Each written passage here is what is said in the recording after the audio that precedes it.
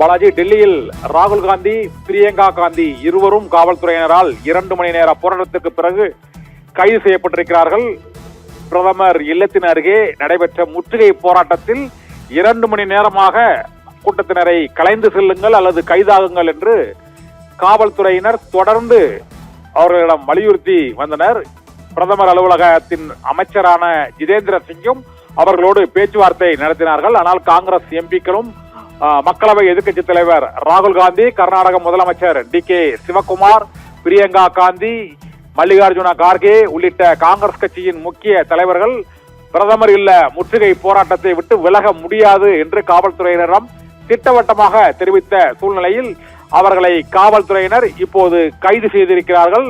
ராகுல் காந்தி, பிரியங்கா ஆகியோர் 2 மணி நேர பிரதமர் இல்ல சாலையின் முற்றுகை போராட்டத்திற்கு பின்னர் இப்போது கைது செய்யப்பட்டிருக்கிறார்கள்.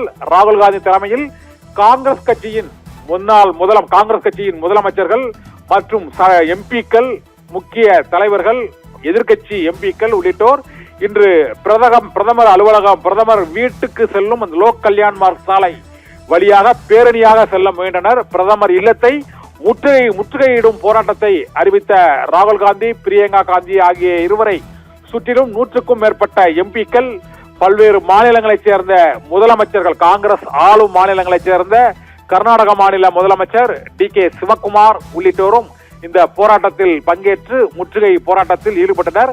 ஆனால் இப்போது காவல்துறையினரும் பாதுகாப்பு படையினரும் பெருமளவில் குவிக்கப்பட்டு இப்போது மக்களவை எதிர்க்கட்சி தலைவர் ராகுல் காந்தி, பிரியங்கா காந்தி ஆகிய இருவரும் பிரதமர் வீட்டின் அருகே இப்போது கைது செய்யப்பட்டிருக்கிறார்கள்.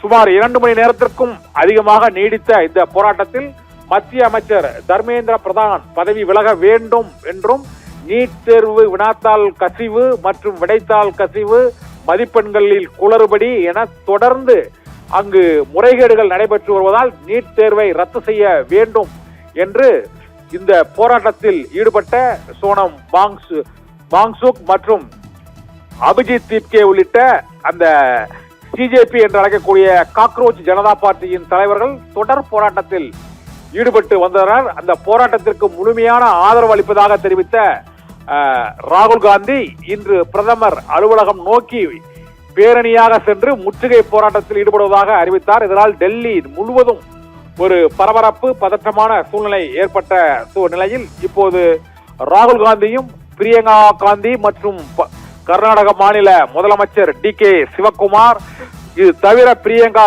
மல்லிகார்ஜுன கார்கே, கே.சி. வேணுகோபால் உள்ளிட்ட காங்கிரஸ் கட்சியின் முக்கிய தலைவர்கள் உள்ளிட்டோரும் இப்போது கைது செய்யப்பட்டு காவல்துறை வாகனத்தில் ஏற்றப்பட்டிருக்கிறார்கள்.